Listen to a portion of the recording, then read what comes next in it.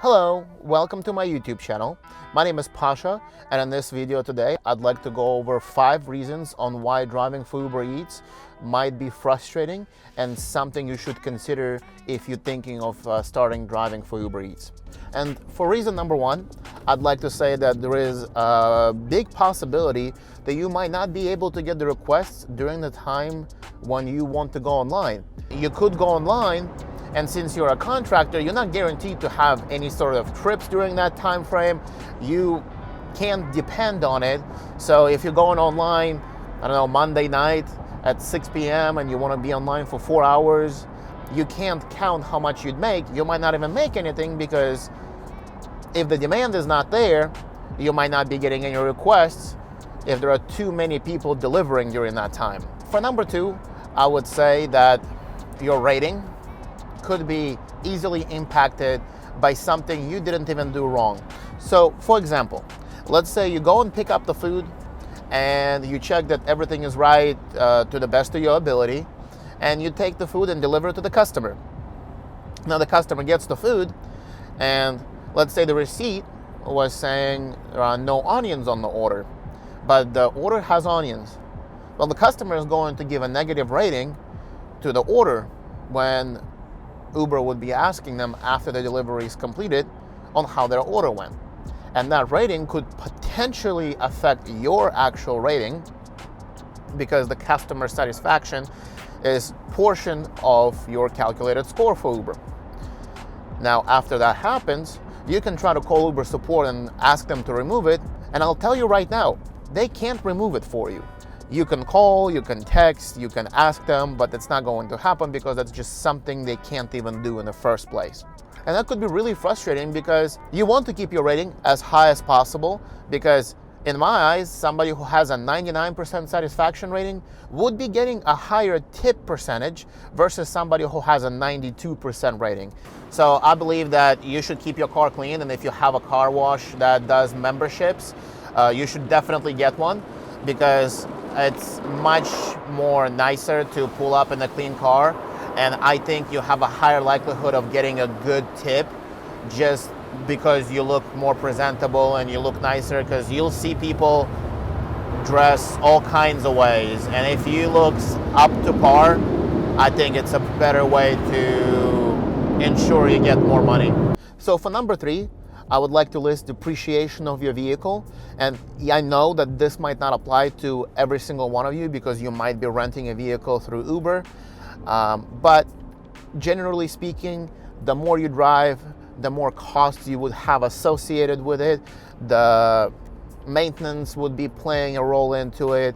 And if you're gonna go and resell your car with 40,000 extra miles through Uber, well, that's gonna be factored into the final price, and you will get less money. So in a sense, you're trading the mileage of your vehicle and the value that it has for a little bit of extra cash on top, and you will have to do the math yourself to see if it even makes sense. I try to factor in about 25 cents per mile I drive for maintenance and depreciation costs, because I think that's a pretty sweet spot, but it's different for every single car. It's different for your situation, and obviously if your car is worth a couple of $1,000s and you're depreciating 5,000-6,000 miles every month, well, you're going to depreciate the whole car pretty much right away, and that's not how it's going to work. So the situation would be very different for everyone, but in my case, I think 25 cents per mile is pretty reasonable.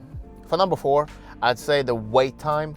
Sometimes you have to wait for the customer to drop off the food outside, and they could say, hey, I'll be there in 1 minute, and then you mark it on the app that the customer is coming down, and for 8 minutes they might not even show up, and you can't even cancel it without getting penalized. Sometimes you could show up to a restaurant, and generally Uber expects you to wait 15 minutes before you cancel the trip. You could cancel it earlier, but it's not advised, and the wait times could get really frustrating, because sometimes restaurants just don't see the order and forget to make it.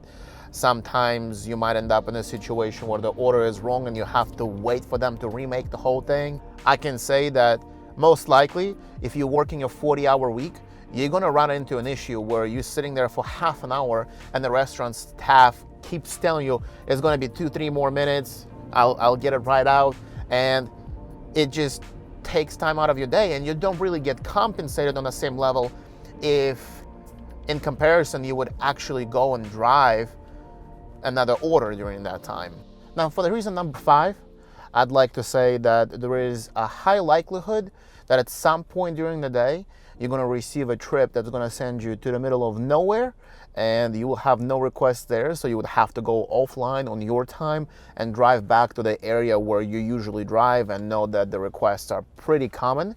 And that could be really frustrating. I've had a day where I would have to drive 15 miles one way to pick up the food, and then after that I had to go 20 miles even further out to just drop it off, and the payout on it was pretty decent, but then it doesn't account for the time that I had to drive back to the area where the requests are even possible, because where it took me, there was pretty much nothing there. And from the perspective of somebody who is looking to have some sort of stability and have an income that is fairly guaranteed, that could be a deal breaker. Now, another reason, which is a little very case specific, but it's important to know this, is if you're looking to purchase a house and finance and get a mortgage, this opportunity is 1099.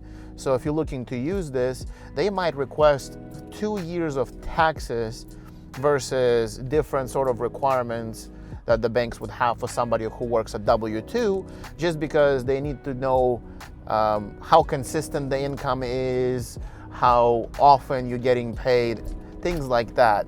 Now, another thing that you should probably remember is that since it's a 1099, meaning you're self-employed, independent contractor, you need to keep track of all your expenses, because if you don't, you're going to overpay your taxes.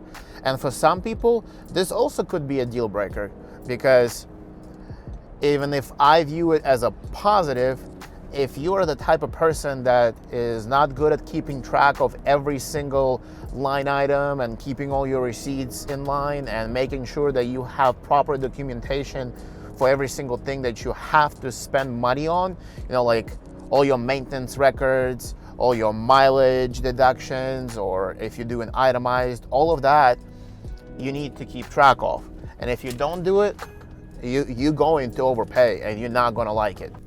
Now, as I was editing this video, I realized I forgot to record an outro. Just to summarize everything, these aren't the only reasons why driving for Uber Eats could be something that you don't really necessarily want to try, but in my eyes, they kind of were the major ones. I did also make a video about positive things about Uber Eats, so if you'd like to click it, it would be right here on the time card, and I would also link it down below. And if you did like the video, please leave a like, leave a comment on what you liked about the video, and if you don't mind, it'd be nice if you subscribe. So with that said, I hope you're enjoying your day and you're staying safe.